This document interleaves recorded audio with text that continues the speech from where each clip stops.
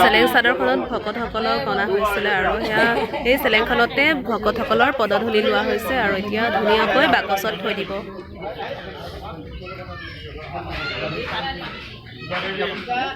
আমাৰ নামনি অসমৰ অলপ নিয়মবোৰ বেলেগ আপোনালোকক দেখুৱালোঁ আৰু কি কি হয় আপোনালোকক মই দেখুৱাবলৈ চেষ্টা কৰিম।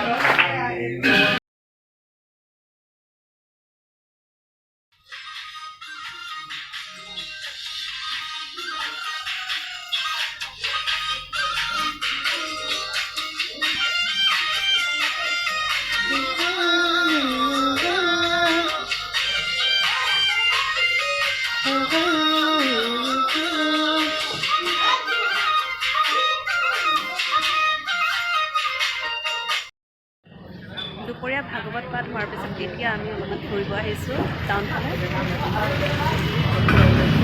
কিবা কিবি বস্তু খাই লওঁ। দুপৰীয়া খাব পোৱা নাই, এতিয়া চিকেন খাই লওঁ।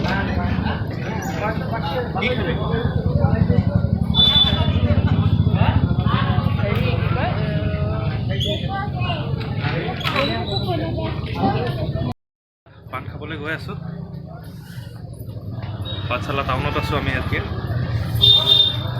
আপোনালোকক পাঠশালা টাউনখন দেখুৱাইছোঁ, চাই লওক। ফুটপথেদি গৈ আছোঁ আমি। ইমান ডাউন আছিলে।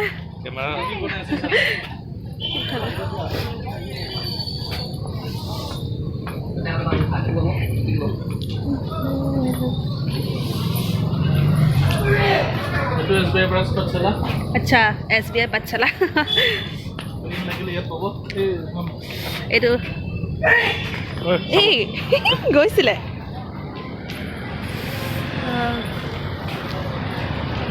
মলখন থাকি গ'ল, ক'ত থাকিলে জানো? আচ্ছা, জ্যোতিকা হোটেল।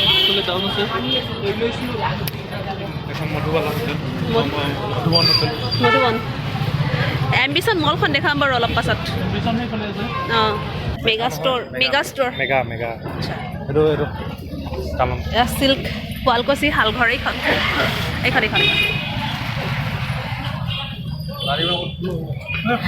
ইয়াতে আমি পাণ খাব এতিয়া সোমাইছোঁ।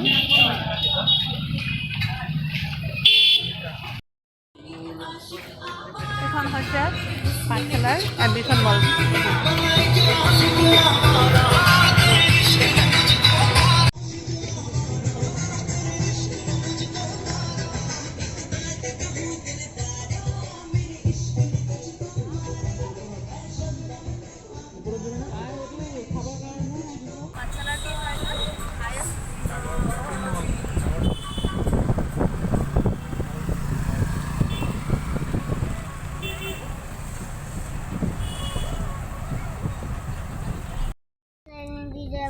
বুলি হৈ গ'ল দেৰি হোৱাৰ কাৰণে এম্বিশ্যনৰ ভিতৰত নোসোমালোঁ আগত এবাৰ সোমাইছিলোঁ এতিয়া নাই সোমোৱা আৰু যিহেতু 8টা বাজিছে দেৰি হ'ব সেইটো কাৰণে নোসোমালোঁ এতিয়া ঘৰ যাওঁ কালি আকৌ ঘৰলৈ যাবই লাগিব ইয়াত বেছি দেৰি নকৰিলোঁ আৰু অ'কে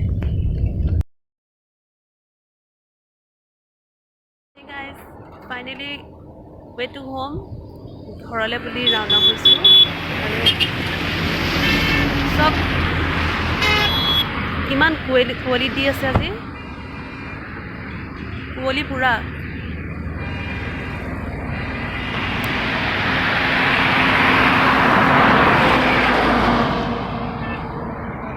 আজি কেতিয়া ঘৰ গৈ পাওঁ কোনো ঠিক নাই আৰু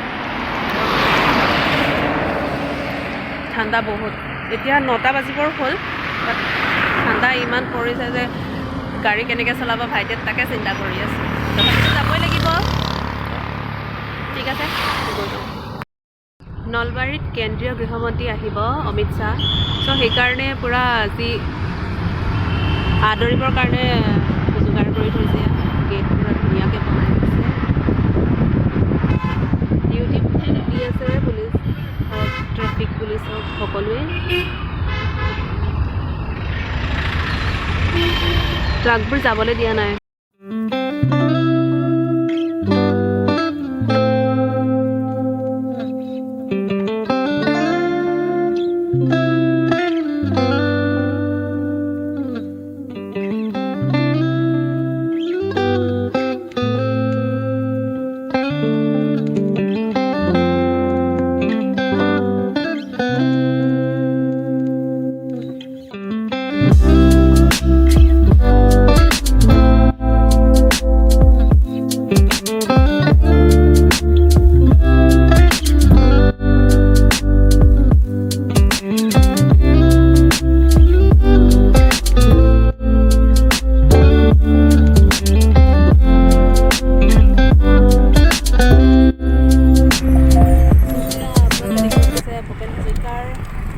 সমাধি ক্ষেত্ৰ কি ফ্লাইঅভাৰ ফ্লাইঅভাৰ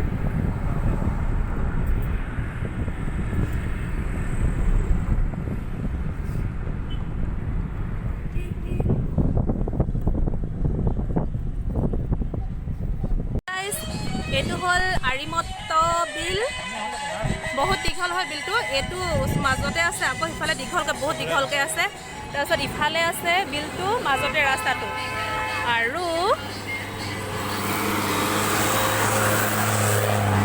আৰু মই যে কৈছোঁ আৰিমত্ত বিল হয় আৰু আৰিমত্ত এয়া আপোনালোকে দেখিছে হয়তো মই দেখুৱাই দিছোঁ বাৰু এইয়া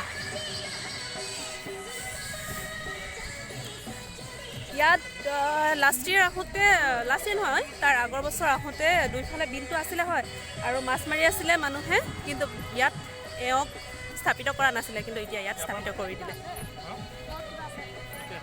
বলকচোন চাওঁ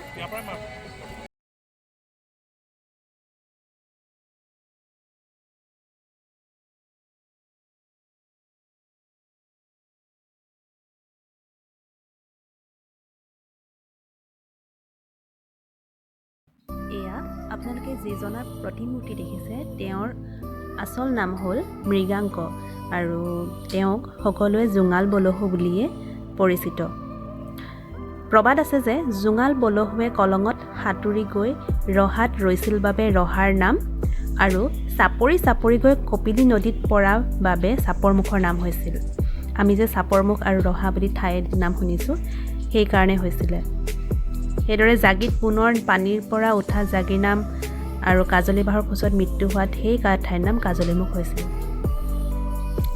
তেওঁ বোলে বহুত বলৱান আছিলে আৰু পাছত তেওঁৰ কিবা মাকৰ অভিশাপো লাগিছিল বৰ বিশেষকৈ নাজানো সেইকাৰণে তেওঁক তেনেকৈ জনা যায় বলহু মানেই হ'ল শক্তিশালী তেওঁ দেখাত বহুতেই ওখ পাখ আছিল বুলি শুনা যায় সেয়াই কিছুমান মানুহৰ নাম চিৰপৰিচিত হয় স্মৰণীয় হৈ থাকি যায় আপোনালোকে চাই লওক এয়া জোঙালবহু প্ৰতিমূৰ্তি উদ্যান পৰিচালনা সমিতি নগাঁও ডিষ্ট্ৰিক্টত ৰহা আৰু ইয়াত আহিলে আপোনালোকৰ প্ৰতিজনৰে 10 টকাকৈ সোমাব পাব আহি চাই যাব পাৰে বহুত ধুনীয়া পৰিৱেশ এয়া আমি এতিয়া এণ্ট্ৰি কৰিছোঁ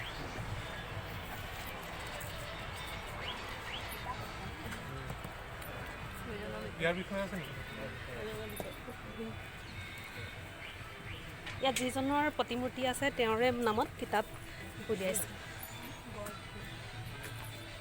জোঙালবহু ভাল লাগিছিলে টিকা ৰঙা মৰহি গ'ল এইফালে এনেকৈ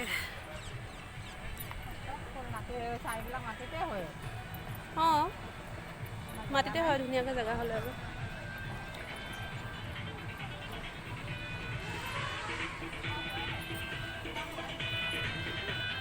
এইফালে পুখুৰীটো আয়ো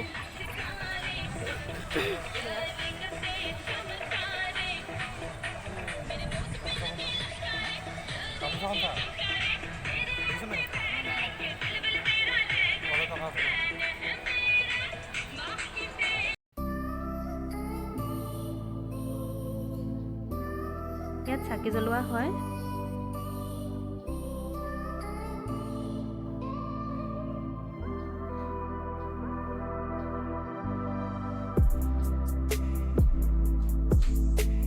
নেশ্যনেল হাইৱেটো তাত আছে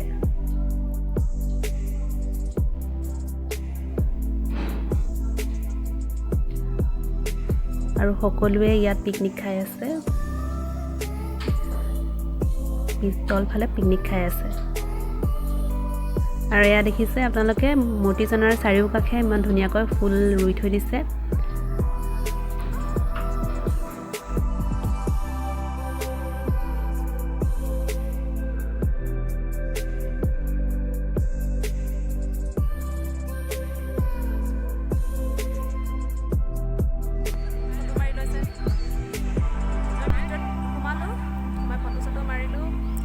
অকণমান যেতিয়া বাহিৰত আহি অকণমান ভিতৰৰ পৰা যিহেতু ডাঙৰ মূৰ্তিজনা গোটেইটো নুঠে সেইকাৰণে বাহিৰত মানে মাৰিছোঁ বাহিৰত মানে গোটেইখিনি ওলাই গৈছে